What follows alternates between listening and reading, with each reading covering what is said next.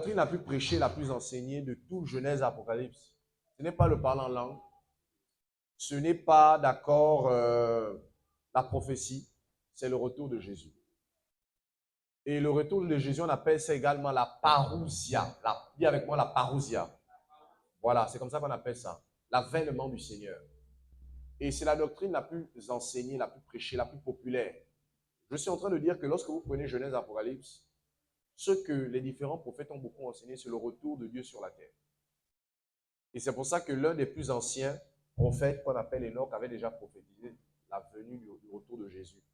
Et l'avènement du Seigneur, autant pour moi. Et vous allez voir que Enoch, lui, il est au commencement pourtant. Et depuis le commencement, Enoch avait déjà dit, il y a une personne qui va venir, qui va revenir. Le Seigneur reviendra avec ses myriades d'anges. Donc, Jésus, n'est-ce pas, me met à cœur d'enseigner ça parce que, premièrement, c'est la doctrine la plus enseignée, la plus prêchée de tout Genèse Apocalypse.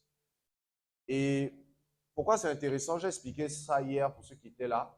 Dans le livre de Actes des Apôtres, chapitre 2, la Bible dit, dans les derniers jours, dit Dieu, dans les derniers jours, Actes des Apôtres, chapitre 2, verset 17, dans les derniers jours, dit Dieu, je répandrai de mon esprit sur toute chair, vos filles et vos fils prophétiseront et vos vieillards auront des songes.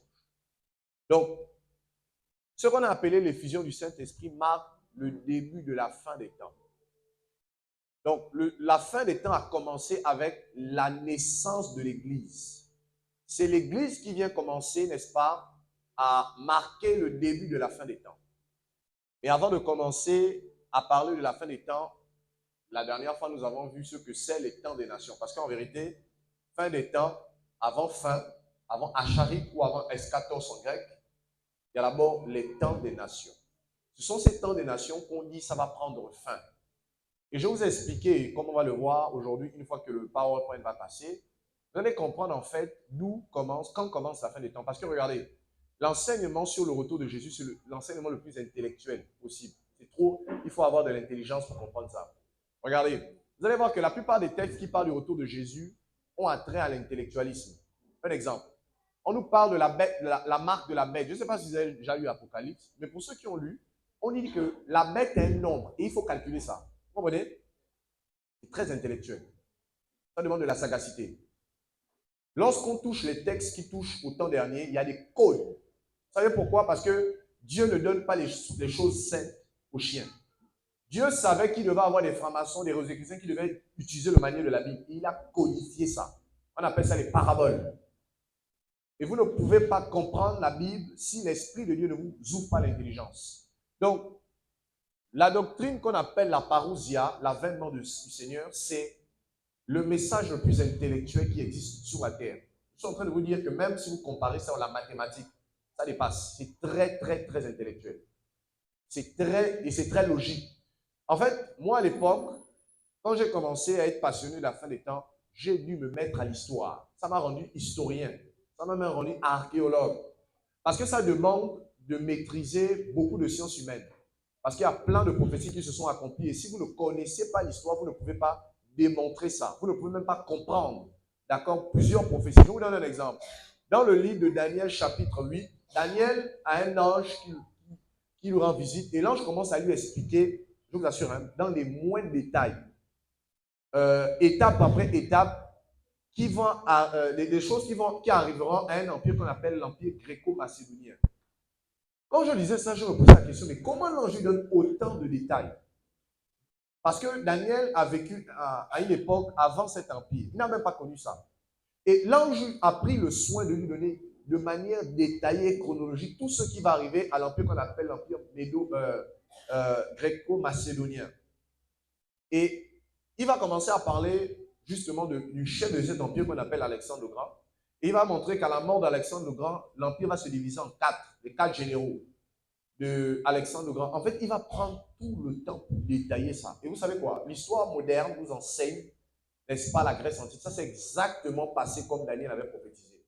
Je me suis posé la question, mais Seigneur, pourquoi l'ange prend le temps de voir un homme qu'on appelle Daniel, qui n'existait même pas, qui, autant pour moi, a vécu avant cette période? Pourquoi l'ange prend le temps de détailler ça? En fait, l'Esprit me répondait en fait que c'est pour nous autres, pour qu'on comprenne justement la chronologie de la fin des temps.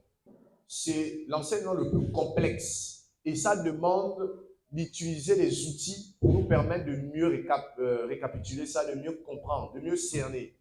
Donc, pendant toute cette période, un mois, bien sûr, ça ne va pas suffire, mais au moins, ce sera une introduction. On va essayer d'être très pédagogue. Voilà pourquoi j'ai eu à faire monter des tableaux, à faire des PowerPoint pour résumer l'information, parce que la fin des temps, c'est l'enseignement le plus complexe. Parce que ça demande d'aller dans le passé, dans le présent, dans le futur, et de regarder l'actualité. Donc, votre manière de suivre France 24 et les médias va totalement changer. Amen. Parce que Jésus revient. Et on va être beaucoup intellectuel. Vous savez que suivre Jésus, c'est être intellectuel. Hein? Contrairement aux idées reçues de ce que beaucoup de personnes ont pensé, suivre Jésus, ce n'est pas perdre la tête. Au contraire. Jésus utilise notre intelligence, il la renouvelle pour l'utiliser à son avantage. Dieu, n'est-ce pas, veut qu'on utilise ce qu'on a appris à l'école pour prêcher l'évangile avec. Amen. Si quelqu'un a appris comment, n'est-ce pas, faire une introduction, ça aide. Quand il va commencer à prêcher l'évangile, il introduit le sujet. Vous comprenez? Donc, tout ce qu'on apprend à l'école, c'est un prétexte que Dieu utilise que Dieu permet pour nous utiliser. C'est-à-dire que tout ce qu'on apprend, même l'économie, oui. Parce que dans la fin des temps, on étudie l'économie, vous savez ça. Est-ce que vous savez qu'il y aura ce qu'on appelle en économie une inflation mondiale? Là, pour c'est noté, il y a un cavalier qui est spécialisé pour ça. Il va démolir l'économie. Et il y aura une inflation. Donc, si vous n'avez pas de base économique, vous ne pouvez même pas comprendre le livre d'Apocalypse. C'est très, très intellectuel. C'est pour ça que le livre d'Apocalypse a été écrit en 3 langues. Vous pouvez vous aventurer, vous connaissez quand même. Vous pouvez me citer une quand même? Parmi les langues? L'hébreu, d'accord? L'araméen, oui. Et puis, le grec, les 3 langues. 3, c'est des langues très profondes, des langues mères. Donc, frères et sœurs, vous l'aurez compris, l'enseignement de la fin des temps, c'est beaucoup complexe et on va mesurer ça. Donc, pourquoi nous étudions la fin des temps? C'est parce qu'en fait, ça vous permet de mieux comprendre également qui est l'Église. Quel est le rôle de l'Église? Comme j'ai expliqué la dernière fois, pour ceux qui étaient là samedi, j'expliquais en fait que dans la succession des royaumes qui ont été prophétisés par le prophète Daniel, je les cite tellement que vous pouvez m'aider à les citer. Pour ceux qui ont beaucoup écouté l'enseignement, parmi les premiers royaumes, il y avait quel royaume? L'Empire? L'Empire babylonien, le premier dans l'ordre. Ensuite, Médo-Perse, et puis Gréco-Macédonien, et le dernier, Romain. Pourquoi c'est important d'étudier ces différents empires? Je vous ai expliqué, l'une des raisons, c'est parce que vous allez passer à côté de la prophétie qui dit que la postérité de la femme écrasera la tête du serpent et le serpent lui blessera le talon. Or, quand vous regardez, quand vous étudiez ces empires, vous allez comprendre quel empire on avait vu, quel est l'empire qui a crucifié Jésus? Rome. Donc, ça veut dire qu'en fait, derrière l'empire romain, il y avait le serpent. Il y avait Satan. C'est-à-dire que Satan était dans le contrôle des généraux romains. Et je vous ai expliqué que celui qui a donné l'ordre et instruction de crucifier Jésus s'appelle Ponce Pilate. Il était le 6e. Le 6. En fait, même quand vous étudiez la crucifixion de Jésus, il y a plusieurs personnes qui interviennent en 666. Et ça donne même 666 dans la crucifixion de Jésus. Mais je n'ai pas le temps d'expliquer ça. Pilate était le 6e de sa génération par rapport à ceux qui l'avaient précédé. Et Pilate veut dire la lance. La lance qui va percer le talon de Jésus. L'instruction de Pilate a été allez-y le crucifier. C'est lui qui a donné. Donc, s'il ne donnait pas ça, la prophétie ne pouvait pas s'accomplir. Vous comprenez? La prophétie qui dit qu'il va écraser la tête du serpent et le serpent va le crucifier. Le pied, le talon. Donc, l'étude de ces empires nous permet de bien comprendre comment Satan travaille. Je vous donne un autre exemple. Dans Apocalypse, on nous parle des 10 cornes du dragon. Lisons un peu ça. Apocalypse chapitre 12. Apocalypse chapitre 12. Je veux laisser peut-être 30 minutes de questions-réponses. Apocalypse chapitre 12. Par-dessus tout, on enseigne, ça c'est pour vous préparer à l'enlèvement. Il y a des enseignements, quand vous les écoutez, ça vous fait monter. Regardez, à l'enlèvement, la Bible dit que nous allons aller rencontrer le Seigneur où c'est? Dans les airs. N'est-ce pas? Pour aller dans les airs, il faut monter. La fin des temps, il y a des détails dans la fin des temps. Et précisément, il y a un enseignement qu'on appelle le cri de minuit, ou encore la voix qui crie. Ce sont des types d'enseignements qui vous réveillent et qui vous font monter pour rencontrer Jésus. Écoutez-moi très bien. Je sais que la vie chrétienne, on a toujours tendance à penser que c'est seulement spirituel. Mais je vous ai expliqué qu'il y a une différence entre le spirituel de Dieu et le spirituel grec. Le spirituel grec, la spiritualité chez les Grecs, elle est immatérielle. La spiritualité en Christ, elle est matérielle. Jésus, quand il est ressuscité, on le touche. Il a dit, touchez-moi. Vous comprenez? La spiritualité dans le royaume n'est pas que, la spiritualité dans le royaume n'est pas qu'immatérielle. Elle est également matérielle. Elle n'est pas, autant pour elle n'est même pas immatérielle, elle est matérielle. Ça veut dire que, même quand vous lisez les textes, il n'y a pas que le côté spirituel de la chose. Et je veux citer un texte. Le texte qui parle, par exemple, de Apocalypse 12. Apocalypse 12, est-ce qu'on peut le prendre?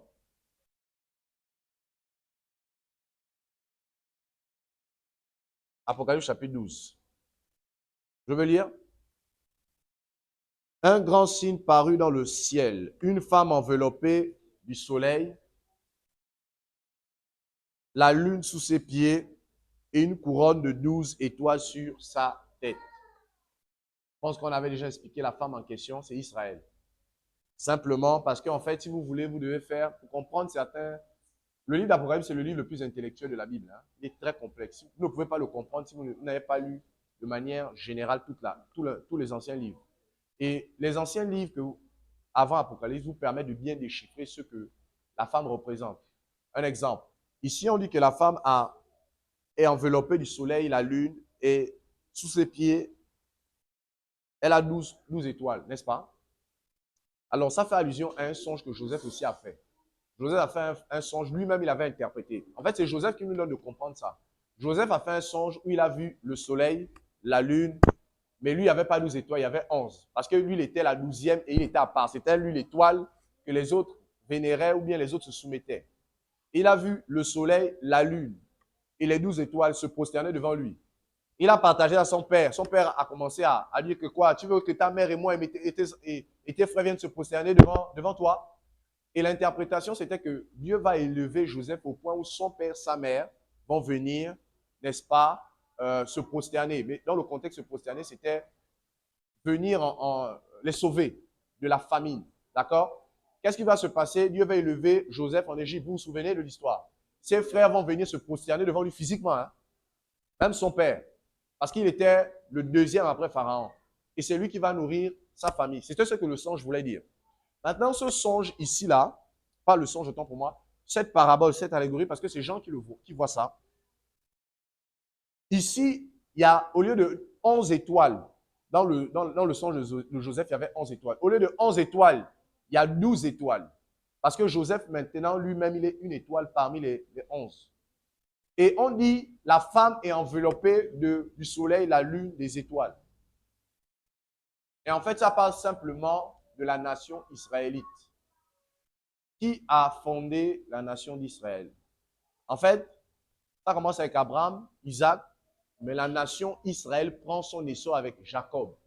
C'est Jacob qui a eu un autre nom. C'est à Jacob qu'on a dit, tu ne t'appelleras plus Jacob, tu t'appelleras maintenant Israël. Donc ici, on est en train de présenter qu'en fait, la femme là, c'est Israël. C'est simplement la nation. Elle est enveloppée du soleil qui représentait Jacob, Rachel et les 12 tribus. Donc, Judas, Issachar, Zabulon, Nephtali. D'accord? Donc ici, la femme dans le contexte là, ce n'est pas maman Marie. Hein? Alléluia. Ce n'est pas maman Marie. Je dis la femme là, ce n'est pas maman Marie. C'est Israël. Et qu'est-ce qui se passe? On dit, elle était enceinte et elle criait en travail. Et dans les douleurs de l'enfantement. Je m'arrête d'abord là. Lorsque Jésus parle de la fin des temps, il compare la fin des temps aux douleurs de l'enfantement. Il dit, ce sera comme les douleurs de l'enfantement. Et nous sommes dans Matthieu 24, où Jésus parle de ça. Il dit, ce sera que les commencements des douleurs. En fait, Jésus était en train de parler que il y aura une situation qu'un peuple qu'on appelle Israël va commencer à vivre. Elle sera comme une femme en travail.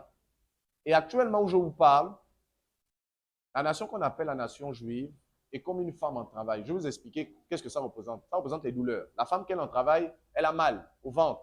Elle se plaint. Et actuellement, c'est ce qui explique toutes les crises qu'il y a eu en Israël, mais je ne veux pas rentrer là, ce sera très complexe parce qu'on va rentrer encore dans l'actualité.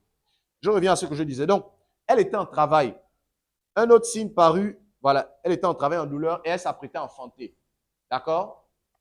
Et la Bible dit, un autre signe parut dans le ciel. Et voici, c'était un grand dragon rouge, ayant 7 têtes et 10 cornes. Et sur ces têtes, 7 diadèmes. Sa queue entraînait les tiers des étoiles sur la terre et les jetait sur la terre. Je m'arrête même là-bas là.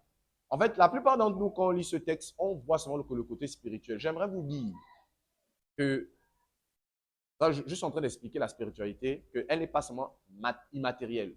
La spiritualité dans la Bible est concrète. Dans le contexte, en fait, le dragon en question, vous le savez, c'est Satan. On est d'accord? C'est lui qu'on appelle dans la suite. C'est le texte qui le montre. Dans la suite, le texte dit c'est le serpent, c'est le dragon ancien. Maintenant, on dit il a combien de têtes? 7 têtes. Et il a combien de couronnes? 10. Regardez. Je m'arrête d'abord sur les 10 couronnes. Les 10 couronnes qu'il a sur la tête là. Relis un peu juste à partir des couronnes là. Apocalypse 12. Oui.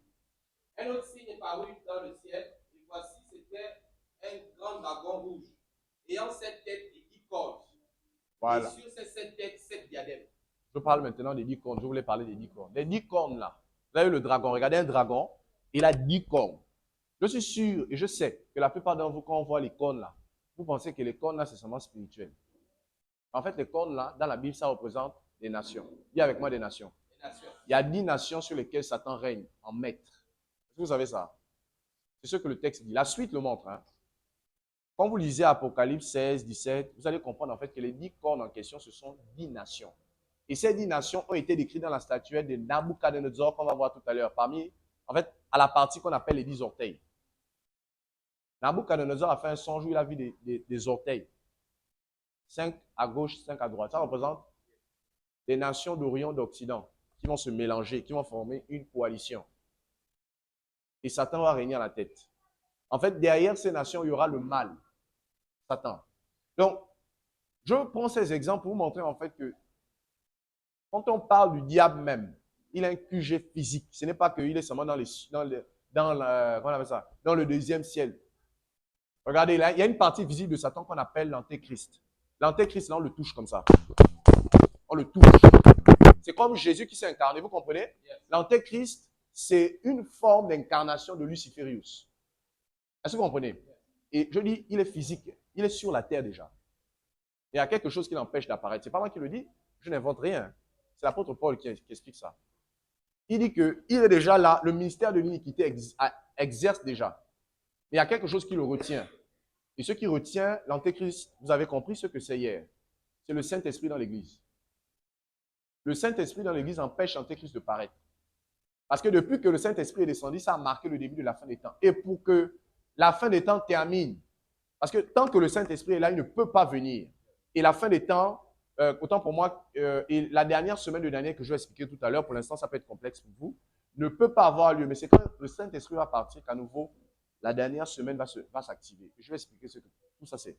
Pour l'instant, c'est très complexe parce que je vous ai prévenu, la fin des temps, c'est très intellectuel. C'est un peu comme les mathématiques. Tant que vous ne comprenez pas le bien fondé de ça, vous ne pouvez pas décoller. Et c'est pour ça, j'espère que vous allez décoller ce matin, parce qu'on va être très pédagogue. Je veux qu'on sorte d'ici instruit, parce que vous devez vous préparer au retour de Jésus. Vous devez porter des noces, des habits de noces, mais pas seulement. Vous devez commencer à monter dans les airs. Amen. Il y a des enseignements qui font monter dans les airs. J'expliquais que pourquoi étudier la fin des temps, parce que vous devez comprendre qu'il y a plusieurs prophéties qui s'accomplissent, et beaucoup n'en sont pas conscients. J'aimerais vous dire que Jésus, ce n'est pas un bluffeur. Jésus ne bluffe pas. Quand il dit qu'il revient, il revient. Et parmi les prophéties, il y en a plusieurs. En fait, depuis que Jésus est venu, plus de 1000 prophéties ont commencé à s'accomplir. Rien que par sa venue. Plein de prophéties ont été déclenchées après sa résurrection également. Et beaucoup d'autres prophéties ont commencé à s'accomplir après que Israël ait été créé. Vous comprenez? Donc, après que Israël ait été créé, beaucoup de prophéties bibliques vont commencer à s'activer. Parce que Israël fait partie des horloges majeures. Alors, Au tableau, je pense que vous le voyez, on parle de l'assèchement d'un fleuve qu'on appelle le Frat.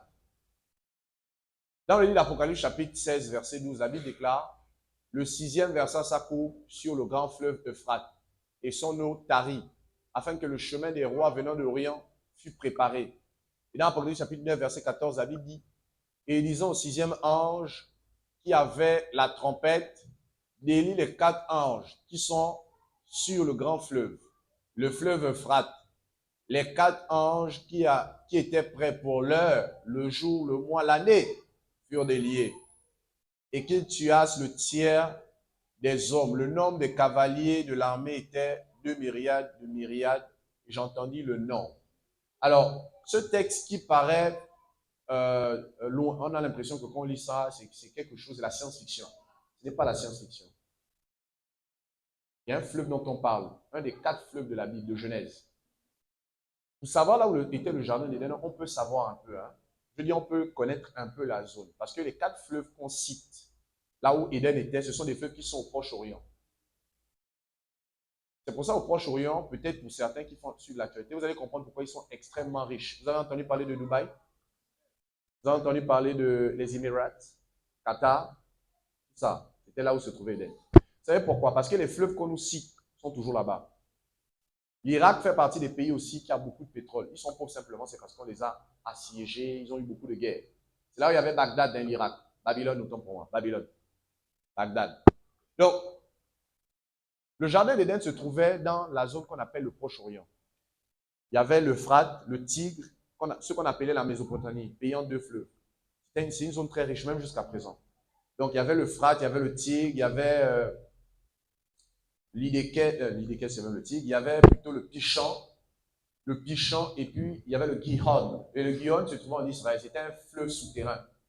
Et ce fleuve même existe toujours parce que un roi qu'on appelle Ézéchias, le roi Ézéchias a fait construire ce qu'on appelle des aqueducs sous Jérusalem.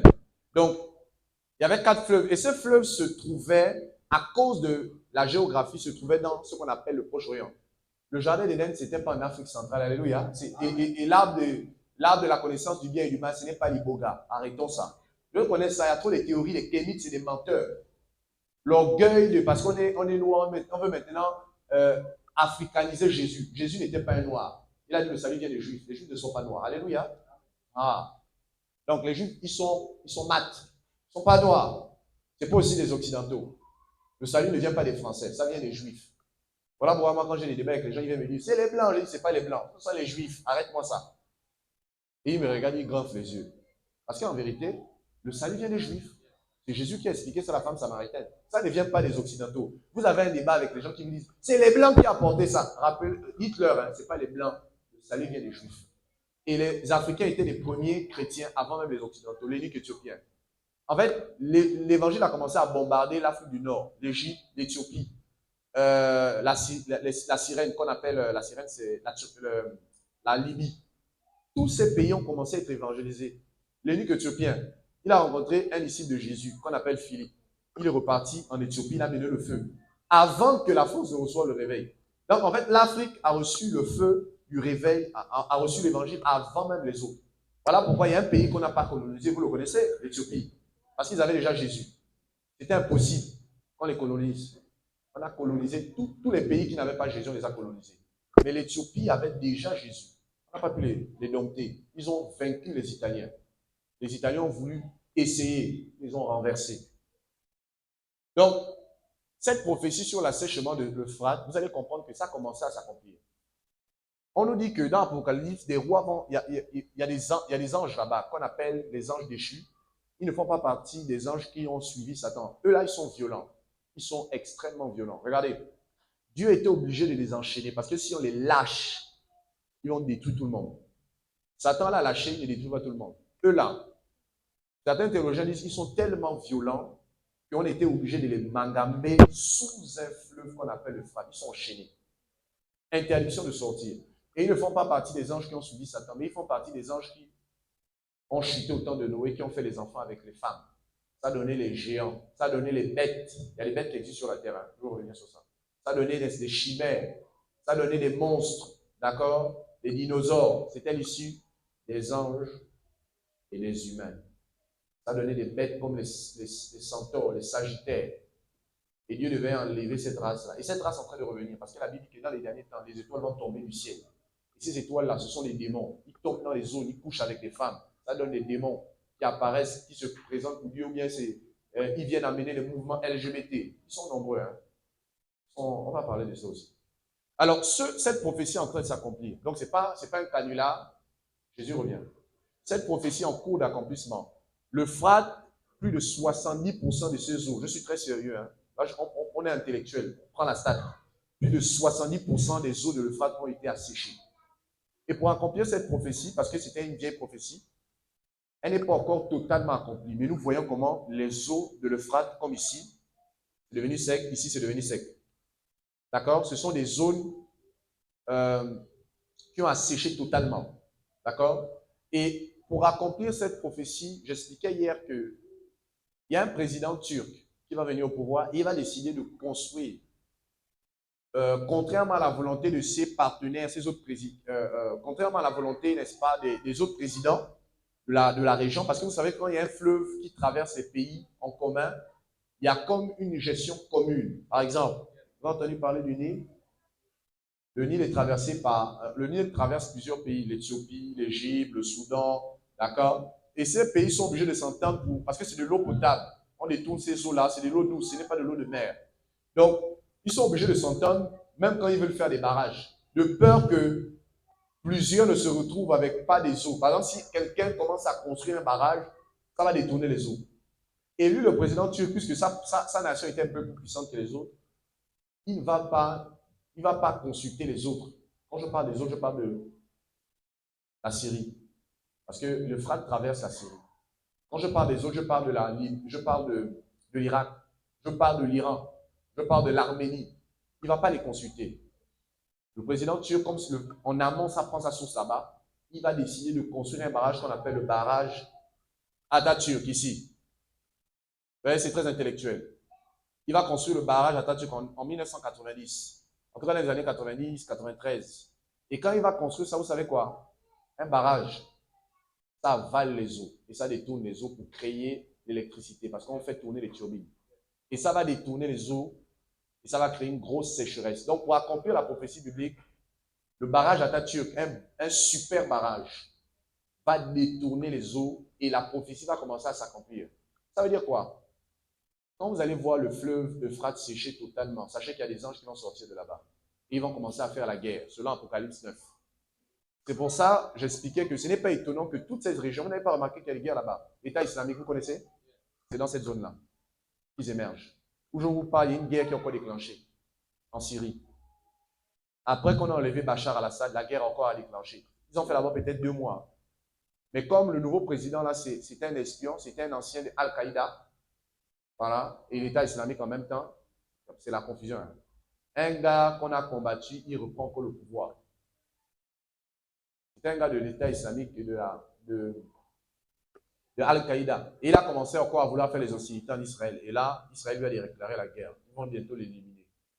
Et donc, qu'est-ce qui se passe? La région, l'État islamique encore s'est relevé là-bas. Donc, ce n'est pas étonnant que c'est une zone à problème. C'est une zone là où il y a les guerres. C'est une zone qui est généralement attaquée. Il y a eu la guerre dans cette zone qu'on appelle la guerre Irak-Iran. Vous avez étudié son histoire. Vous allez comprendre pourquoi c'est important souvent d'étudier l'histoire. Parce que quand on va enseigner sur la fin des temps, il faut comprendre. Il y a une guerre qu'on appelle Irak-Iran. Ça a toujours eu lieu dans la zone là. Il y a une guerre entre la Turquie et l'Arménie. En fait, c'est une zone à problème. Pourquoi? Parce qu'il y a des anges qui sont violents sous les eaux là. Et ils sont déjà en train de communiquer j'ai envie de dire, leur malice dans les cœurs des dirigeants de la zone. Et voilà pourquoi il y a toujours des tensions. C'est une zone à tension. Elle est à la fois riche, il y a beaucoup de tensions. Amen. Donc nous sommes obligés d'étudier ça parce que 80% des prophéties ne vont que s'accomplir. Vous êtes là, vous vivez votre best life et vous ne savez pas que Jésus doit venir vous prendre. Voilà pourquoi on est obligé d'étudier la fin des temps pour que vous compreniez en fait que vous devez vivre au-delà de l'abondance sur la terre comme des étrangers sur la terre. La Bible dit on doit vivre comme des étrangers. Ne vous attachez pas à la terre. Peu importe l'opulence, la gloire, la richesse, la grâce que Dieu peut vous accorder. Ne vous attachez pas à la terre. Regardez, c'est simple. Hein? Imagine, tu t'es attaché à la terre. L'attachement là, c'est une corde, non? Maintenant, la trompette sonne. Tu es attaché. Qui va te détacher? Donc, les gens montent comme ça, mais toi, tu es attaché. Tu ne peux pas décoller. Voilà pourquoi la fin des temps, ce sont des types d'enseignements qui vous permettent de décoller aussi spirituellement que physiquement. Je suis très sérieux. Les enseignements, il y a un enseignement qu'on appelle le cri de minuit.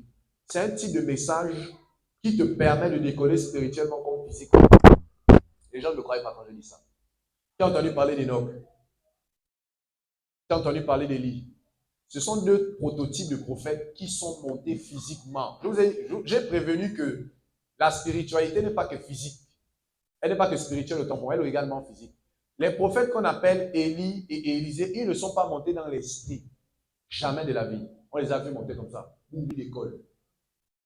Et le dernier en date, c'est Jésus lui-même. Vous avez entendu parler de l'ascension? L'ascension veut dire la montée. Les disciples ont vu Jésus monter. La Bible dit tel il est, tel nous sommes. Il est monté, nous aussi on doit monter. Il y a des types d'enseignements dans les derniers temps, ça va faire monter l'église. Quand on va te donner ça, spirituellement là-bas, tu vas commencer à monter. Et quand la trompette va sonner, toi-même tu vas décider de monter dans les airs.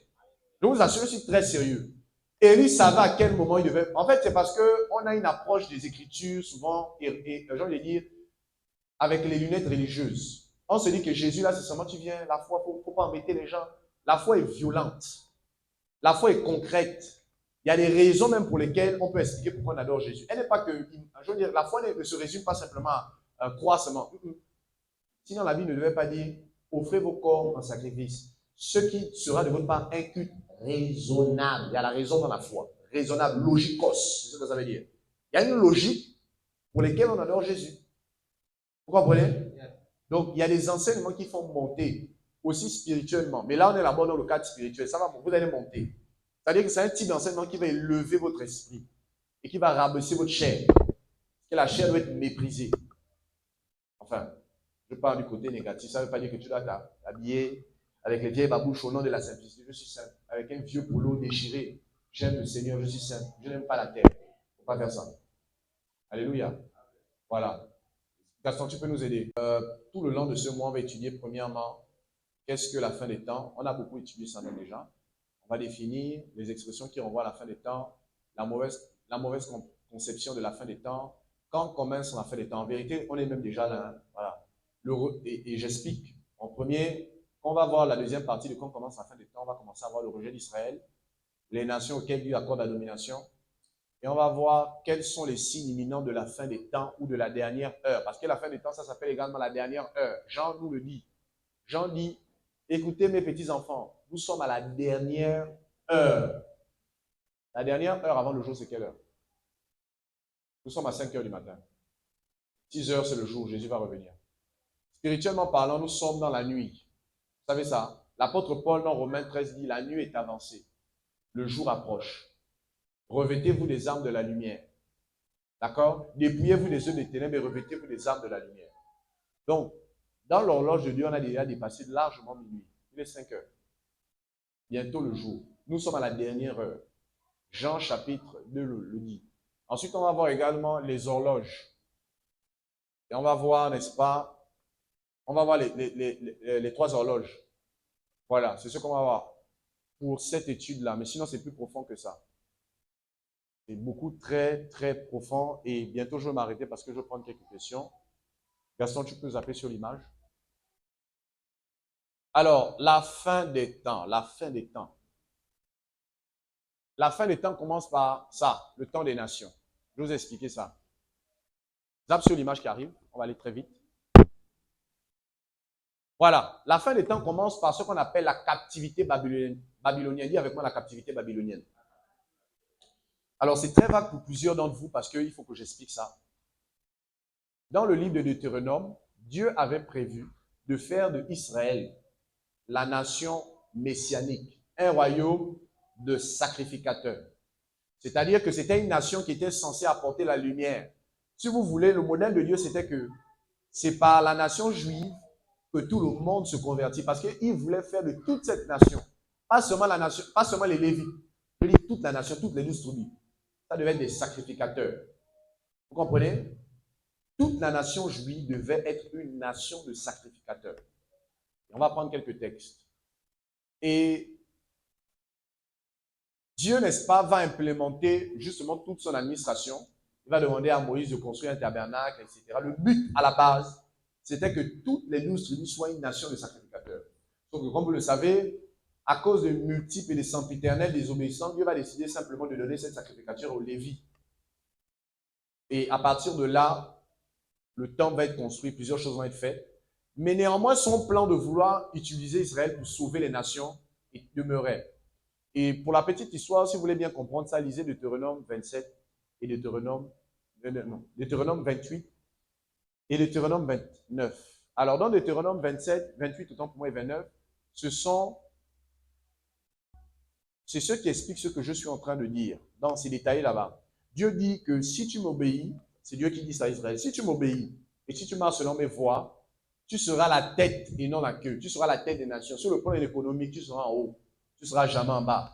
Les autres nations vont venir t'emprunter de l'argent et toi, tu prêteras. Vous comprenez? Il commence à lui dire en fait que tu seras en haut et non en bas. Il décrit beaucoup de choses. Et il parle en fait, je demanderai à la pluie de venir. La bénédiction va venir te poursuivre. Il parle de beaucoup de choses. Et vous savez quoi? Ces prophéties ont commencé à s'accomplir avec David et Salomon. Mais surtout avec Salomon. Israël est devenu la tête des nations. À l'époque du roi Salomon, Israël était la première puissance mondiale. Ils avaient surclassé de très loin l'Égypte. Et ils étaient tellement riches qu'on dit que, je vais essayer d'interpréter ça, parce que je n'ai plus le montant en tête, et puis, même si je le cite, vous n'allez pas comprendre. Il y a un montant qu'ils ont cité que c'était commun. En fait, le montant là, c'était les pièces d'or. On dit que telle pièce d'or, il y avait tellement de l'argent que telle pièce d'or, c'était tellement, on trouvait ça partout, même chez le plus pauvre. Et quand vous regardez, quand vous essayez de faire, vous essayez de convertir la somme dont on parle là, il s'agit de plus de 1 million. Hein. En fait, ils étaient tellement riches qu'on trouvait 1 million n'importe comment partout. Tu soulèves, comment on appelle ça? Le seau, sous le seau, tu trouves 1 million. Tu marches pour toi en route, tu trouves 1 million à terre. En fait, c'était commun. Ils avaient la gloire. Salomon était le roi le plus riche. Ils étaient dans l'opulence. Vous comprenez? Et ils étaient à ce moment la tête. Ils étaient le summum des nations. Mais dans le Deutéronome 29, c'est tout le contraire. Dieu dit, si tu me désobéis, tu seras la queue. Les autres nations vont venir te piller. Je vais t'envoyer en captivité. Si tu me désobéis, la malédiction va venir sur toi. Tu seras pauvre, tu seras nu, aveugle. Les femmes vont commencer à manger leurs enfants. Tout ça, c'est dedans. C'est-à-dire que tu seras tellement pauvre qu'à un moment donné, l'ami va se regarder, les deux amis vont se regarder comme ça et ils vont vouloir savoir qui va manger l'autre avant. C'était horrible, hein, ce que Dieu va prophétiser. En fait, la détresse sera tellement grande qu'à un moment donné, dans la faim, chacun va se regarder pour savoir qui va manger l'autre avant. Donc, quand on se regarde là, ce n'est plus l'amour. On va voir qui va mourir. En tout cas, si tu meurs, moi, je te mange. C'était comme ça que ça se passait. On dit, malgré la tendresse des mères, elles auront tellement faim qu'elles vont regarder le fruit de leurs entrailles comme ça, elles vont le dévorer. Et vous savez quoi? Tout ça, ça va s'accomplir à la lettre. Mais avant, on est au temps de Salomon, c'est la gloire, c'est le règne, c'est l'opulence, c'est la lumière. On règne sur tout. On a la volonté. En fait, ils ont tout le pouvoir. Tous les rois viennent adorer Salomon. La reine de Séba, elle est tellement dépassée de la gloire de Salomon qu'elle se déplace. Elle était riche. Lui aussi, il était riche. Mais malgré le fait qu'elle était riche et qu'il était riche, elle lui a donné de l'argent quand même. Parce qu'en fait, il était tellement puissant que les gens voulaient lui donner toujours l'argent. On ne peut pas venir voir Salomon si tu ne viens pas avec quelque chose. Parce que rien que pour le voir, les gens étaient conditionnés à vouloir donner quelque chose. Et vous savez, le roi de Tyr, même chose. Il va voir Salomon, il va envoyer des bois de senteur, il va envoyer des bois de cyprès. En fait, Salomon était extrêmement riche. C'était la classe. Le plus petit, le plus pauvre avait minimum 1 million dans la poche. Vous comprenez? C'était l'opulence. Et Dieu, tout ça c'est détaillé dans Deutéronome 28. D'accord? Dieu parle, n'est-ce pas, de la richesse. Dieu parle de la gloire, de la prospérité. Il parle, il développe. Et toutes ces prophéties vont s'accomplir de manière particulière avec Salomon. Salomon va venir et il va mettre en place une économie qui n'a rien à voir avec le capitalisme ou bien le communisme, une économie du royaume. Il était inspiré, il a mis en place, il a implémenté. Je vais vous dire, au temps de Salomon, il n'y avait aucun pauvre. Laissez-moi les choses. Oh non, ça c'est les capitalistes qui ont fait ça. Au temps de Salomon, il n'y avait pas le plus pauvre avait été minimum 1 million. Donc c'est la gloire. Mais qu'est-ce qui va se passer? Par la désobéissance de Salomon, vous le savez, il avait combien de femmes, Salomon? 700 femmes et combien de concubines? 300 femmes plutôt et 700 concubines. C'est l'inverse. Salomon, je pense qu'il avait 300, je pense que c'est l'inverse. 300 femmes et 700 concubines. Donc il avait 1000 femmes. Et on dit que les femmes étrangères qui vont épouser là vont détourner son cœur de Dieu. Et Salomon est le premier qui va commencer à bâtir les grands autels aux faux dieux. 3 dieux en particulier, Moloch, Astarté et puis Baal. Et il va commencer à faire entrer l'idolâtrie. Voilà pourquoi dans la franc-maçonnerie, les francs-maçons pensent que Salomon c'est le père de la franc-maçonnerie. Vous savez pourquoi? C'est lui qui a vraiment construit mondialement le premier temple de la franc-maçonnerie. J'ai envie de dire, en fait, les francs-maçons s'appuient sur un modèle de Salomon. Voilà, même si c'est des usurpateurs, un jour passe, c'est des menteurs, mais en même temps avec une part de vérité dans le sens où Salomon a bâti des choses terribles. Et il va se détourner de Dieu. Et il va détourner le peuple de Dieu. Parce que je vous ai expliqué, c'est un principe. Quand un roi vient au pouvoir, tout le peuple craint Dieu également. C'est une influence. Et quand Salomon va pécher, Dieu va dire que je vais diviser ton royaume en 2. Et qu'est-ce qui va se passer? À la mort de Salomon, comme Dieu a honoré David, Dieu va dire, je ne veux pas faire ça tant que tu vis, à cause de David, mon serviteur. Et quand tu vas mourir, je vais diviser le royaume en 2. Salomon est mort.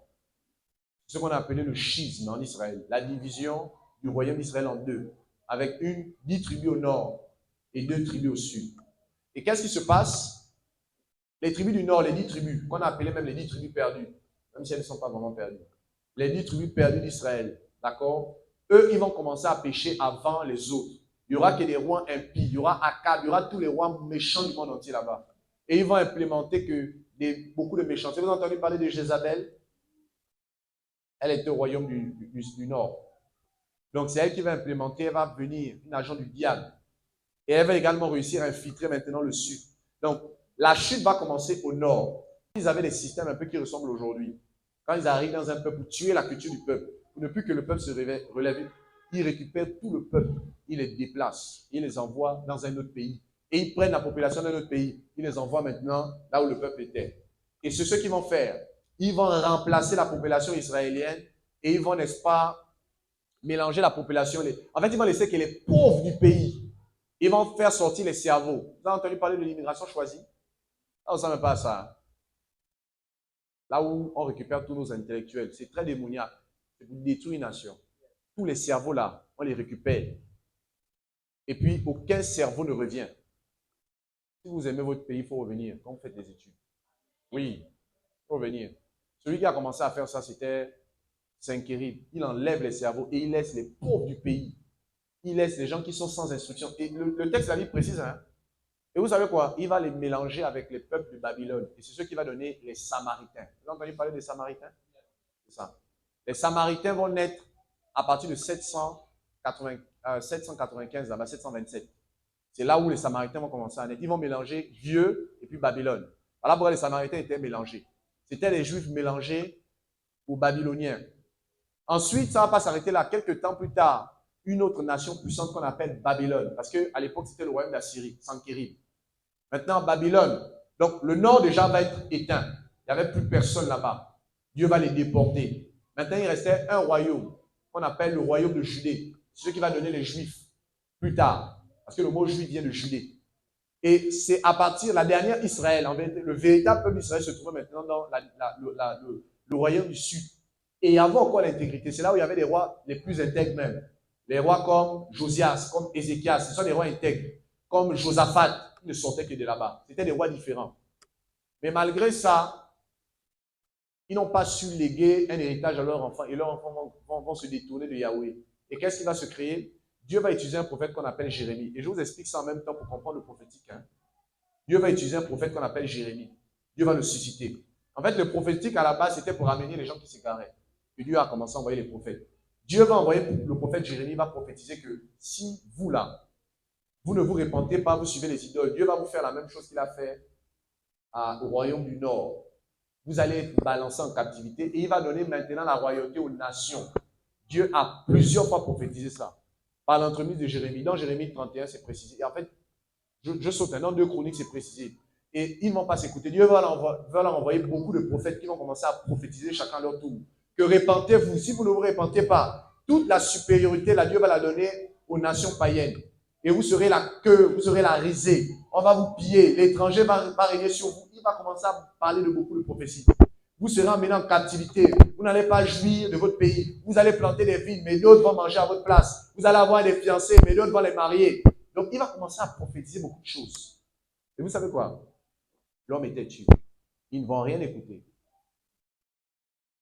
Et là, on est dans le deuxième tableau, Gaston. On est ici. 721, les 10 tribus sont déportées par Saint-Kérib, d'accord? Et on a 605. Un roi du nom de Nabucodonosor arrive à Jérusalem. Il va déporter les Juifs. Il arrive, il détruit la population, mais il ne détruit pas pour le temple. Il récupère les intellectuels, les plus grands cerveaux. Je vous explique ça en même temps pour vous comprenez qu'est-ce qui se passe en Afrique. Hein? Il récupère les plus grands cerveaux. Et vous savez quoi? Vous savez qui l'a récupéré en 605? Daniel. Dis avec moi Daniel. Daniel était récupéré avec tous ses 4 compagnons. Daniel était extrêmement intelligent. Hein? C'était des gens qui avaient été éduqués dans la noblesse, dans la classe, ils étaient intelligents. Il a récupéré Daniel dans la première déportation. Dans la deuxième déportation, il récupère, il y a avec moi Ézéchiel, un intellectuel sacrificateur. Il le récupère et il laisse les pauvres du pays. Et vous savez ce qu'il va faire? En 587, il va changer, ils vont faire ce qu'on a entendu parler des valets. En fait, c'est là où va commencer le mouvement, là où on place les présidents. On fait les élections, mais en fait, on place les présidents. Vous connaissez ça? C'est lui qui va commencer avec Nabucodonosor. Il va commencer à prendre un petit, il va regarder, là tu es un bon petit, viens ici, viens ici. On l'appelle Jéconia. Viens ici, assieds-toi ici. Bon, je veux que tu me gères le pays, là, je te place là-bas, tu vas servir mes intérêts. Voilà ce que tu vas faire. Il va prendre, il va le positionner. Et lui va commencer à répondre aux alliances de Babylone. Mais à un moment donné, il va se détourner. Il va vouloir se révolter. Et quand il va vouloir se révolter, en fait, c'était la volonté de Dieu qu'il se soumette parce que Jérémie avait commencé à dire que à ce niveau-là, Dieu avait commencé à dire à ce niveau-là, je ne veux plus vous utiliser. Laissez-vous dominer par le roi de Babylone. Craignez seulement Dieu, ne lui résistez pas. Faites ce qu'il vous dira. Et même là-bas, je vais vous bénir. C'est là où l'expression prier pour la nation dans laquelle vous êtes, car vos bonheurs en dépend, va commencer à surgir. Parce que les Juifs étaient déjà en captivité. Jérémie, comment on appelle avant Jérémie, Ézéchiel, Daniel. Et ce passage va sortir, prier, parce qu'ils étaient déjà en captivité, une partie. Priez, voilà. Soumettez-vous au roi de Babylone et je vais vous bénir même là-bas. Mais là, on est au temps où je donne déjà la gestion aux nations. Et qu'est-ce qui se passe? Le roi ne va pas écouter. Jérémie va le prévenir, on va prendre Jérémie, on va le mettre en prison. Ils vont tabasser Jérémie.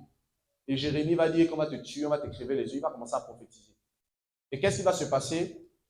Le roi en question va penser que, parce qu'il va demander de l'aide à l'Égypte va pouvoir l'aider contre Babylone. Oubliant que lui avait déjà dit que je donne la puissance au roi de Babylone. Donc, il va vouloir faire allégeance à l'Égypte. Mais le roi Nabucodonosor va écraser l'Égypte. Et il va prendre le gars là, il va lui crever les yeux, il va le tuer devant ses enfants. Et il va mettre un autre roi à sa place. Sédécias. Et là, on est en 586. Mais Sédécias aussi va faire les mêmes choses. Et qu'est-ce qui se passe? Cette fois-ci, le roi Nabucodonosor se rend compte en fait qu'il n'a aucun valet qui suit réellement ses conseils. Et il décide en 586 d'envahir Jérusalem. Il va faire 3 ans d'assiègement. Pendant les 3 ans d'assiègement là, il va affaiblir l'économie parce que les plantations se trouvaient en dehors de Jérusalem, en dehors de la muraille. Et les villes étaient faites de murailles. Il va assiéger la ville pendant 3 ans et demi. Babylone. Il va enrouler tout Jérusalem. Et pendant 3 ans et demi, personne ne sortait, n'arrivait à sortir ou entrer. Et pendant 3 ans et demi, l'économie était au plus bas. Il n'y avait même plus, n'est-ce pas, de nourriture. Ils vont commencer à manger les rats. Les rats vont finir. Les femmes, pendant qu'elles allaitent, elles regardent leurs enfants. Elles arrêtent d'allaiter leurs enfants. Elles les découpent, elles les mangent. La famine était tellement grave que deux frangins qui marchaient ensemble commencent à se regarder les yeux dans les yeux comme ça là. Et puis un saute sur l'autre, l'autre. Je suis très sérieux. Hein. Les prophéties qui sont accomplies à la lettre. L'autre saute sur l'autre. Il le prépare. Ils vont commencer à se bouffer parce qu'ils vont être têtus. Dieu avait voulu qu'ils partent en captivité. Voilà pourquoi Jérémie même, Dieu va le sauver vite. Jérémie va aller en Égypte, en captivité. C'est en Égypte normalement où Jérémie est mort. Et après 3 ans et demi d'assiègement, la Bible dit une brèche fut faite à la muraille. Et Nabuchodonosor va rentrer dans le temple. Ils vont commencer à détruire la population. Et ils vont amener cette fois-ci tous les Juifs. Il n'y a pas un qui va rester. Tous les Juifs vont les soulever. Et on est dans, reviens un peu sur l'image d'avant. On est ici, l'image de ça. L'image d'avant, s'il te plaît. La captivité babylonienne. Là, vous voyez les Juifs, on les amène en captivité à Babylone. Tout le peuple se vide et la nation devient un désert. C'est ce qu'on appelle normalement la désolation. La nation devient un désert. Il rase le temple. Il détruit le temple entièrement. D'accord? Il pille l'arche de l'alliance. Il pille en fait. Bon, Jérémie avait caché l'arche de l'alliance, on ne sait pas où. L'arche de l'alliance est cachée jusqu'alors. Selon Jérémie, il y avait un code. Ça, c'est surtout les théologiens qui expliquent ça. Parce que l'arche de l'alliance, on ne va pas retrouver ça. Mais il va piller tous les ustensiles du temple. Il va récupérer tous les ustensiles du temple. Et il va aller les poser à Babylone. Et là, on a appelé la captivité babylonienne. C'est à partir de ce moment que Dieu dit, je donne maintenant la supériorité aux autres nations. Israël, à partir de ce moment, ne peut plus régner.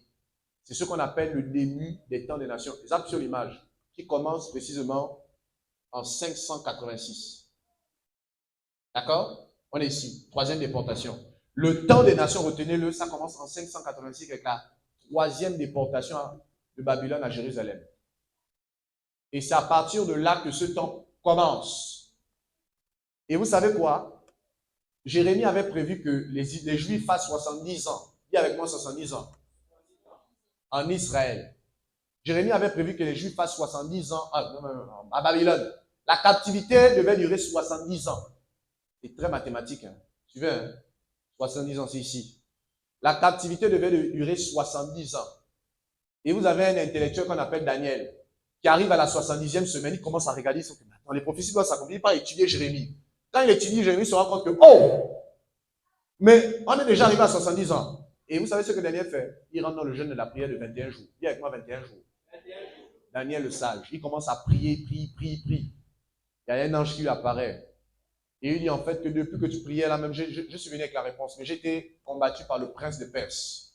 Un ange super puissant qui m'a bloqué. Un démon super puissant qui m'a bloqué, qui m'a empêché de te donner la réponse. Mais j'ai appelé Gabriel et il est venu m'aider.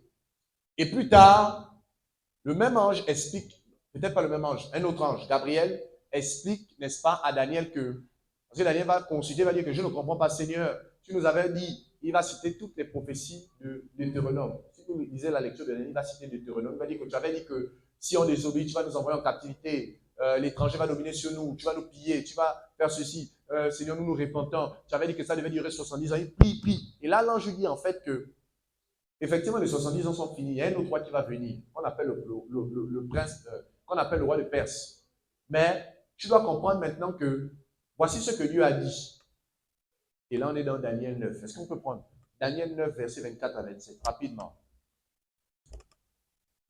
Expier l'iniquité oui. Et amener la justice éternelle.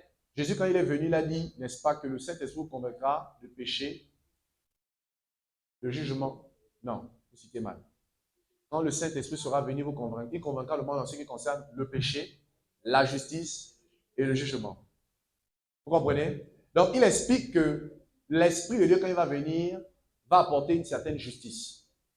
Donc là, on parle même de la descente de l'Esprit en même temps. Continue. C'est la vision et le prophète. Ça, c'est très complexe. Je ne peux pas vous expliquer ça. Et continue. pour poindre le Saint des Saints. Bloc là-bas. Pour sceller la vision et le prophète. Dans le livre d'Apocalypse, Jean voit un livre qu'on appelle le livre de vie.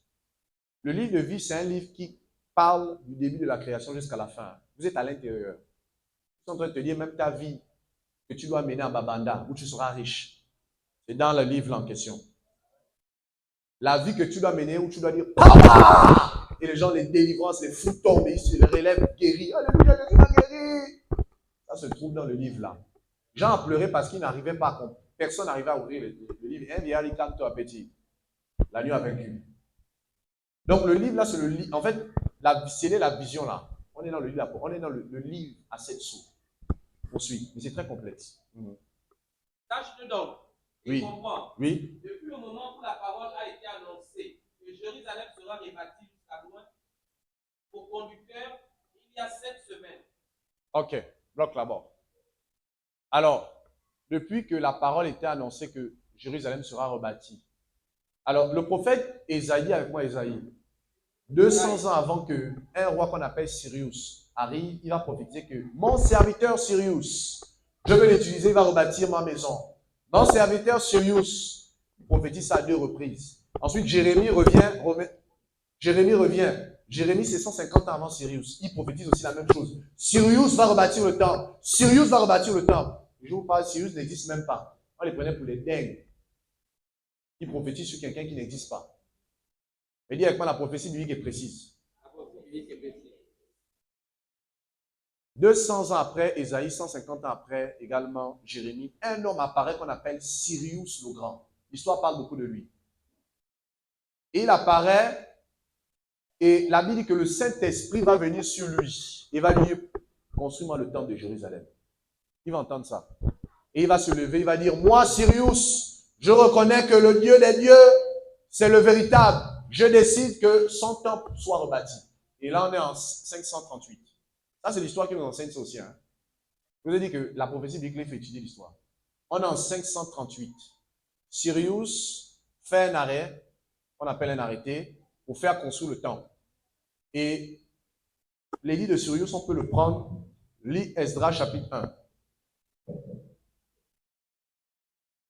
Cet édit va être repris par ses prédécesseurs. Esdras, partie chapitre 1, premier verset.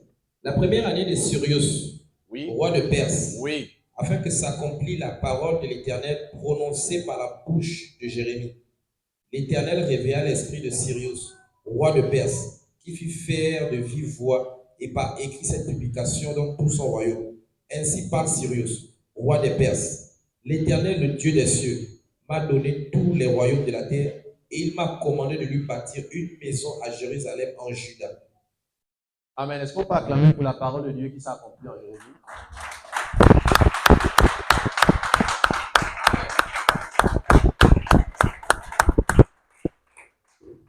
La prophétie finit par s'accomplir. Donc en 538, l'édit va être signé et en 458, n'est-ce pas, Artaxerxès va envoyer Esdras pour commencer à rebâtir. En fait, l'ange lui dit quoi? Reprends un peu maintenant Daniel. L'ange dit ceci. Suivez bien, c'est intellectuel. L'ange dit quoi à Daniel?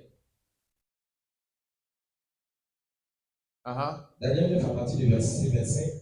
Sache-le donc et comprends. Depuis le moment où la parole a annoncé que Jérusalem sera rebâtie jusqu'à loin, au conducteur, il y a 7 semaines. Ok. Depuis qu'on a commencé à annoncer que Jérusalem sera rebâtie et au conducteur, il y a 7 semaines. Poursuis. Suivez bien. Dans 62 semaines, les places et les fossés seront rebâtis, mais en des temps fâcheux. Oui. Après les 62 semaines, un mois sera retranché et il n'aura pas de successeur. Le peuple d'un chef qui viendra détruira la ville et le sanctuaire. Okay. Et sa fin sera... Non, c'est bon. On dit après les 62 semaines, n'est-ce pas, le temple sera reconstruit, voilà. Quelqu'un a une calculatrice là? Faites-moi une semaine. Donc, une semaine, c'est 7 ans. Ça donne combien? Oui. 490, c'est quand tu multiplies par les 62 semaines, c'est ça. Mais, voilà, par 7. Mais fais d'abord 7 fois 7. Ça donne combien? Le temple a été reconstruit sur une période de 49 ans. Donc, l'ange était en train de dire que depuis que la prophétie a été annoncée, que l'édit a été pris, donc en 138, 49 ans plus tard, le temple avait été fini. Mais comme il y avait des réflexions du temple, ça continuait même à la période d'Hérode. Ça, je vais expliquer ça après. D'accord? Donc, il explique que 7 semaines se sont déjà accomplies entre la parole qui a été annoncée et la construction du temple. Donc, 49 ans se sont écoulés. Le temple va être construit pendant cette période-là. Et quand vous regardez l'histoire, le temple était construit en 49 ans. Même quand Jésus discute avec les Juifs, il discute avec les Juifs lui disent, il détruisait ce temple en 3 jours, je le rebâtis. Ils disent que maintenant, on a pris 46 ans pour construire ce temple. 46 ans, c'était le temple, mais les fondations, c'était 3 ans. Donc, 46 plus 3, ça donne 49. Vous comprenez? Donc, ils ont mis 49 ans pour construire le temple. Donc, l'ange annonce que, je m'arrête d'abord là. Ce qu'on appelait les 70 semaines de Daniel, hein, ce sont des semaines qui vont s'accomplir jusqu'à ce que Jésus revienne. Et là, je suis maintenant en train de vous expliquer où en sommes-nous. Nous sommes à quelle semaine? C'est-à-dire qu'avant qu'on détermine le culte, tu dois savoir à quelle semaine nous sommes. Tu comprends? 70 semaines. Dans les 70 semaines-là, il y a eu beaucoup d'accomplissements. Et tu dois savoir dans quelle semaine tu te trouves, bien te préparer à l'enlèvement. Suivez bien. Donc, l'ange dit que 7 semaines se sont écoulées. Donc, le temps prophétique là, 7 semaines ont déjà été écoulées. Maintenant, il lui dit que dans 62 semaines, loin sera retranché. Vous êtes d'accord? Loin là, c'est qui? Loin dans le texte veut dire le Mashiach. Le mot veut dire Mashiach. En fait, dans d'autres versions, c'est écrit simplement le Messie, jusqu'à ce que le Messie soit retranché. On parlait de la mort et la résurrection du Messie. Donc, la sœur a calculé, c'est exact, c'est là, 490 ans. N'est-ce pas? Donc, si vous faites 538, d'accord, plus 490 ans, on tombe exactement vers cette période-là. Là, regardez. On dit loin sera retranché. Loin en question, c'est Jésus. En l'an 33, loin a été retranché. Qu'est-ce qui s'est passé? Jésus est mort, est ressuscité, et il a expié le péché pour toutes les personnes qui croient en lui. N'est-ce pas? En fait, à l'époque de Daniel et à l'époque de Jésus, selon les calculs, tout le monde savait que le Messie devait venir en cette période. C'est pour ça qu'on a envoyé une délégation auprès des gens. On a dit, c'est toi le Messie qui devait venir. Vous savez pourquoi? Ils ont fait les calculs, ils ont regardé Daniel, et ils ont dit que non, le Messie vient à cette période-là. On est déjà dans l'ère du Messie. Vous comprenez? Daniel était tellement précis que si on fait, grâce à son calcul, on savait exactement à quelle période le Messie devait venir. C'est pour ça qu'on a envoyé une délégation auprès des gens. C'est pour ça que les pharisiens étaient en attente. Comme tout le peuple attendait, les gens étaient obligés de dire, ce n'est pas moi, ce n'est pas moi, moi je vous baptise d'eau. Parce que tout le peuple attendait. Donc on voyait, c'est pas lui le Messie. Il regarde Daniel, il calcule. Les gens disent, non, non, non, moi je vous baptise d'eau. Mais il vient après moi. Celui dont je ne suis pas digne de léger la porte de ce sandal. Lui, il vous baptisera du Saint-Esprit de feu. Et Jean, c'est lui qui a dit, voici l'agneau de Dieu. Et en fait, il a littéralement repris le texte de l'ange qui dit, jusqu'à ce que l'expiation soit faite. Il dit, voici l'agneau qui expie le péché du monde. D'accord? Et donc, je suis en train de vous dire que de 538, d'abord à la résurrection de Jésus, on était déjà dans les 62 semaines. Mais pour être précis, lis le dernier, on dit le peuple d'un chef. Suivez bien, hein? Cite le peuple d'un chef. Le peuple d'un chef. Verset 26. Après les 62 semaines, un loin sera retranché. Il n'aura pas de successeur. Le peuple d'un chef qui viendra détruira la ville et le sanctuaire, et sa fin arrivera comme par une inondation. Il est arrêté que les dévastations dureront jusqu'au terme de la guerre. Ok. Donc, après les 62 semaines, donc on est d'accord, ça fait combien? 69 semaines. C'est ça? 7 semaines plus 62, ça fait combien? Vous me regardez, vous avez fait la mathématique, non? 7 semaines. Alors, 62 plus 7, ça fait combien? 62 plus 7, ça fait combien? 69 semaines. Écoutez-moi très bien. Les semaines prophétiques de Daniel, là, 69 ont déjà été accomplies. Il reste combien? Il reste une seule. Dis avec moi, une seule. Je suis en train de te dire que tout ce que Daniel a prophétisé là, ça a déjà été accompli. Il reste une semaine. Et après les semaines là, c'est la fin des temps. Et si tu m'as compris, une semaine là, c'est combien de temps?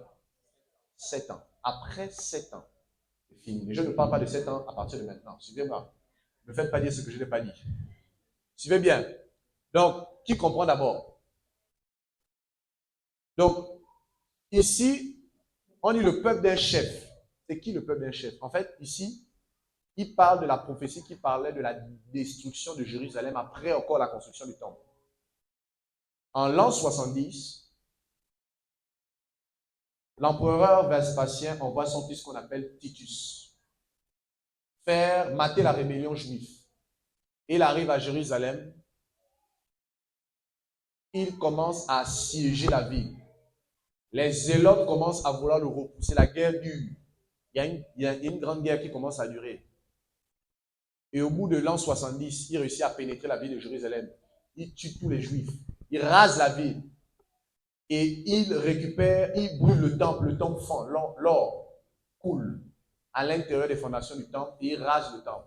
En fait, ajouté à ça, Jésus lui-même avait dit que lorsque vous allez voir Jérusalem assiégée, sachez que sa désolation sera rapide, va se faire. Donc Jésus a même, quand Jésus enseignait sur la fin des temps, il a dit que si vous avez lu Daniel, que celui qui lit fasse attention. Parce que Jésus est venu reprendre la prophétie de Daniel et il a confirmé en fait que le temple va être rasé. Donc en l'an 33, Jésus a dit que cette génération ne passera pas avant que tout ne s'accomplisse. Vous comprenez? Jésus, en l'an 33, il dit, voici ici les prophéties. On est dans Matthieu 24, il dit, ce temple, prends Matthieu 24 s'il te plaît. Matthieu 24, verset 1. Matthieu 24, verset 1. Il y a celui qui est à côté de toi, Jésus revient. Matthieu 24, à partir du verset 1. Comme Jésus s'en allait au sortir du temple, ses disciples s'approchèrent pour lui faire remarquer les constructions. Mais il leur dit, voyez-vous donc tout cela? Je vous le dis en vérité, il ne restera pas ici pierre sur pierre qui ne soit renversé. Et il s'assit sur la montagne des Oliviers, et les disciples vinrent en particulier lui faire cette question. Dis-nous quand cela arrivera-t-il, et quel sera le signe de ton avènement et de la fin du monde? Arrête-toi là. Donc Jésus, la première chose qu'il commence à dire, c'est qu'il dit, le temple va être détruit. Et plus tard, il dit, cette génération ne va pas passer jusqu'à ce que j'ai dit là va s'accomplir. Je vous avais demandé de faire une étude sur une génération. C'est combien? Vous avez trouvé combien? On avait dit combien? Hein? 40 ans. Jésus est mort à l'an 33. N'est-ce pas? Non, Jésus est mort normalement à l'an 30. Là, c'est une erreur. Il est mort à l'an 30, il y a juste 3 ans de plus. Jésus est mort en l'an 30 et il avait 33 ans. Vous suivez? Une génération dans la vie, c'est 40 ans. La génération qui a fait 40 ans dans le désert. D'accord? Environ, c'est 40 ans. Et une génération, c'était l'intervalle qu'il y avait entre un roi et son fils. 40 ans. David et Salomon, 40 ans. Vous regardez ça un peu dans la Bible. Dis avec moi 40 ans. On est en l'an 30. 30 plus 40, ça donne quoi? 70. En l'an 70, Titus arrive et il détruit la ville de Jérusalem. Donc 40 ans plus tard, après les prophéties de Jésus, le temple va être détruit et les Juifs vont repartir en captivité. Vous comprenez? Et à partir de là, on a 69 semaines qui ont été écoulées ici, 90 ans. Zap sur le slide prochain, vous allez mieux comprendre. Là, sur le temps des nations, on va revenir sur ça, avance. Voici le tableau qu'on a conçu. Regardez. La première semaine, on est ici, vous voyez au tableau. Ça, c'était le temple, 49 ans. Dis avec moi 49 ans. Maintenant, 7 semaines plus 62, ça donne 490 ans. 490 ans là, ça va jusqu'à ce que le temple ait été détruit. D'accord? Voilà. Donc, 69 semaines se sont écoulées. Suivez-moi bien. Il reste une seule semaine. Sauf que ce temps-là, c'est Dieu qui sait comment le compter. Vous savez comment? Parce que Dieu a décidé après la 69e semaine de mettre une pause. Et vous savez comment cette pause s'appelle? Le temps de la grâce. On est ici. Le temps de la grâce. Regardez. Si vous regardez au tableau, voici la 62e semaine, non? Voici la dernière semaine. Vous voyez? Pendant ce temps-là, Dieu a dit, bon, on arrête d'abord de compter. Je vais d'abord sauver. Et c'est la naissance de l'Église. Est-ce qu'on peut acclamer Jésus?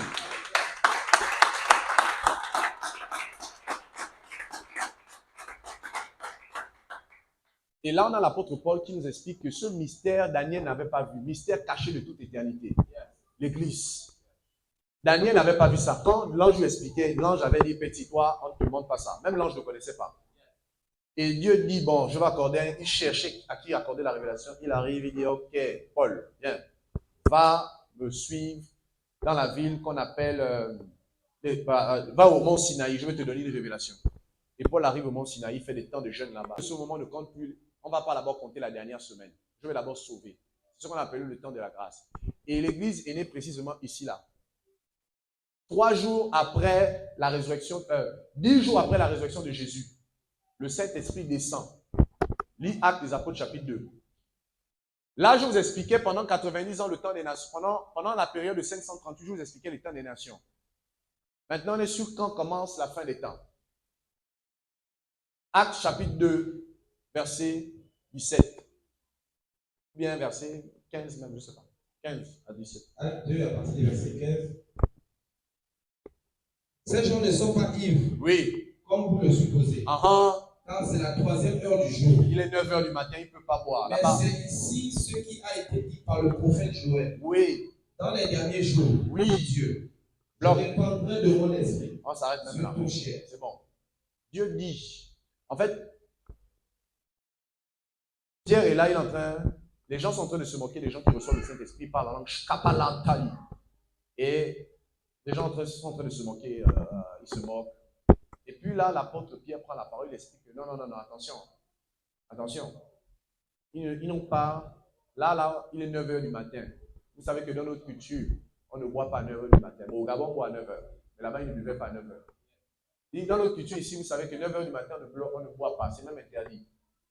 Ici, c'est l'accomplissement de Joël 2 qui dit que c'est là où on a la première fois que le mot commence à venir. Dans les derniers jours, dit Dieu, je répandrai de mon esprit sur toute chair.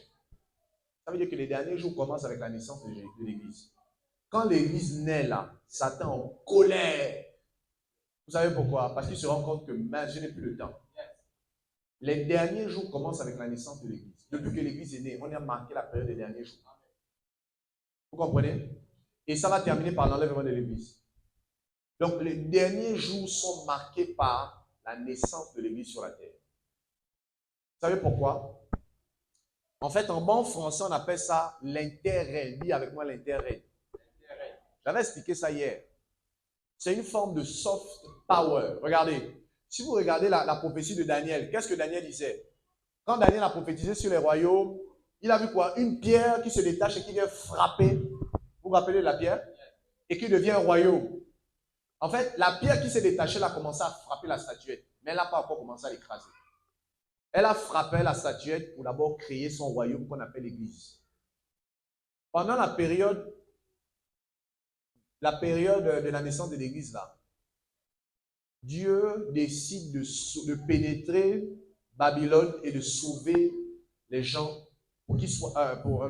Dieu décide autant pour moi de pouvoir infiltrer les nations pour sauver d'abord, avant de mettre fin au règne des nations. Donc actuellement, nous sommes dans une période où Dieu décide de sauver. Voilà pourquoi l'Église, c'est une forme de règne soft power. Je vais expliquer ce que c'était. Le soft power, c'est une capacité de régner sans faire la guerre. Elle commence à pénétrer vos marchés, elle pénètre votre économie. Parce qu'elle donne des choses gratuitement. C'est ça qu'on appelle le soft power. D'accord? Par la culture. Même les Américains. Hollywood, ils attrapent Hollywood, ils commencent à vous dominer. Ils ne vous font pas la guerre. Mais les Américains dominent chez vous. Par Hollywood. Vous suivez les choses de Hollywood. N'est-ce pas? C'est ce qu'on appelle un soft power. En fait, c'est une domination sur le plan culturel sans faire la force. C'est une domination par des bonnes propositions. Et Jésus, n'est-ce pas, a commencé à dominer en présentant l'amour aux gens. Vous comprenez? Il a commencé à dominer en guérissant les malades, chassant les démons. Il ne te fait pas de mal, il t'aime même. Et les gens commencent à sortir du monde. Donc, ce que Jésus est en train de faire, c'est une forme de règne. C'est ce qu'on appelle un interrègne. Un interrègne, c'est l'intervalle qu'il y a entre une puissance et une puissance émergente. Je suis en train de vous dire que l'apogée de l'Église émergente, c'est quand Jésus va mettre fin physiquement au temps des nations. Mais pour l'instant, nous sommes en train de vivre ce qu'on appelle le royaume. L'interrègne. Voilà pourquoi quand Jésus était sur la terre, quand Jésus était sur la terre, il disait que le royaume est là. Il prêchait sur le royaume. Le royaume là, en fait, c'est un royaume dans le royaume de Babylone. Où on vient, malgré le fait qu'on est dans Babylone, il a dit, vous êtes dans le monde, mais vous n'êtes pas du monde. Toutes les personnes qui vont écouter vos paroles, ils seront aussi sauvées. D'accord? Donc, on est là simplement en infiltration pour dépouiller, n'est-ce pas, les œuvres des ténèbres, pour sauver ceux qui peuvent être sauvés. Donc, toute cette période-là, c'est ce qu'on appelle le temps de la grâce. Maintenant, dis avec moi, il y a un début, il y a une fin aussi à ça. Je suis en train de vous dire que nous sommes en train d'arriver au terme de la dispensation de la grâce. Et vous savez quoi, le compte à rebours de la dernière semaine va s'activer. Donc ici, vous avez le peuple d'un chef, tout ça, ça a été accompli. Donc en 90 ans, en 69 semaines, tout ce que je suis en train de vous expliquer ont déjà été accompli. Maintenant, comme c'était un mystère, l'Église, nous sommes dans ce règne. Sauf que, avant d'abord d'aller très loin, je suis ici sur la dernière semaine. Regardez, ce qui va marquer le début de la dernière semaine, suivez-moi, c'est ce qu'on appelle l'alliance d'une semaine. Daniel 9, 27. Dis juste Daniel 9, 27. Non, je n'ai pas dit de dire. Je dis lis Daniel 9, 27.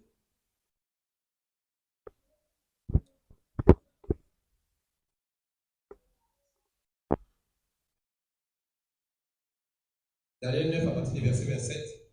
Ouais. Il fera une solide alliance avec plusieurs pour une semaine. Bloc. Alors, 69 semaines se sont écoulées. Maintenant, il dit, quand l'antéchrist, là on parle de l'antéchrist, hein, quand l'antéchrist va venir, il va faire une solide alliance pour une semaine. En fait, c'est ce qu'on a appelé la confirmation de l'alliance. Donc, il y a une alliance qu'il va faire avec les Juifs pendant une semaine. Et le texte, ça nous montre que quand vous allez voir un super héros commencer à venir faire un deal avec les Juifs, sachez que nous rentrons dans la dernière semaine, ici. Là. Et Zap sur le dernier slide, on finit avec. La prochaine fois, on va étudier ça. Dans l'avant-dernière, les 3 horloges. Zap sur l'autre, s'il te plaît. Nous sommes en train, je termine par là, d'arriver à la dernière semaine. Voici les dernières choses qui doivent s'accomplir pour qu'on arrive à la dernière semaine. Il faut d'abord l'apostasie. Je vais développer ça la prochaine fois. Nous sommes en pleine apostasie. Les églises qui font n'importe quoi, les faux messages, les faux prophètes. D'accord? Les vierges folles, nous sommes en plein dedans. Ensuite, il y aura l'émergence des faux prophètes. J'ai expliqué ça. Matthieu 24, nous sommes en plein dedans. Comment des gens qu'on connaît comme des prophètes commencent à faire allégeance avec le catholicisme romain, l'écuménisme. Paul a prophétisé ça. Pendant cette période, dis avec moi le cri de minuit. Le cri de minuit, ce sont les amis de l'époux, ou ce qu'on appelle les amis de la chambre nuptiale.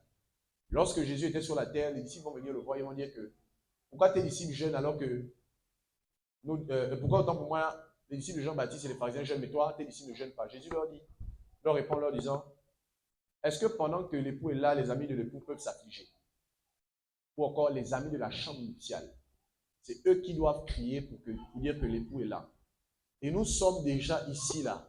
Le cri de minuit, c'est un cri, c'est un message, c'est un ensemble d'habitudes, de comportements qu'on prêche aux gens. Et ce comportement-là, quand tu manifestes ça, c'est comme si tu es en train de dire que tu es prêt pour que Jésus vienne te prendre. Parce que c'est le cri l'a dit, voici l'époux. Et après qu'on ait dit ça, Jésus vient, il enlève son église. Et on rentre dans le compte à rebours de la dernière semaine. Je vais m'arrêter par là. Et juste après le cri de minuit, il y a ce qu'on appelle ici l'enlèvement de l'église, la disparition de toutes les personnes qui croient en Jésus. Alors, je suis en train de vous dire de manière concrète, et je finis, que tout ça là, tout ça, toutes ces étapes, avant que la dernière semaine se déclenche, nous sommes en plein accomplissement de ces choses. Voilà pourquoi vous devez faire très très attention. Parce que toutes les étapes qui montrent que Jésus revient, ça accompli, ça accompli, ça accompli. Il reste une seule chose. Et c'est en cours d'accomplissement, la confirmation de l'alliance. C'est ça là qui débute. Et là, on commence à compter le retour de Jésus en termes d'années. Une fois qu'on recommence la semaine là, on compte ça physiquement, on ne compte pas ça dans l'esprit. On compte ça 7 ans. Voilà pourquoi on va faire 7 ans avec Jésus au ciel. C'est parce que la semaine là va reprendre sur la terre et nous serons au ciel. Amen. Gloire à Dieu.